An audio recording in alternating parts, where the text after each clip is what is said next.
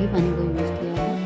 तो इसे एक उबाला लेना है। वैसे तो मसाले और दही सब कुछ अच्छे से कुक किया है हमने, तो ज़्यादा देर उसको पकाने की ज़रूरत नहीं है, लेकिन फिर भी हमें पानी डालने के बाद 2-3 मिनट के लिए उसको पकाना है, कुक करना है। बस एक उबाला आया कि इसकी गैस बंद कर दें और एक बार इसे ज़रूर ट्राई करें। अगर आपको ये रेसिपी पसंद आए तो प्लीज़ लाइक शेयर ज़रूर करें, और चैनल पर अगर नए हैं तो मेरे चैनल को ज़रूर सब्सक्राइब करें, और इसी तरह की रेसिपी देखने के लिए बेल आइकन को ज़रूर दबाएं ताकि मेरी आने वाली वीडियो की नोटिफिकेशन आपको मिले।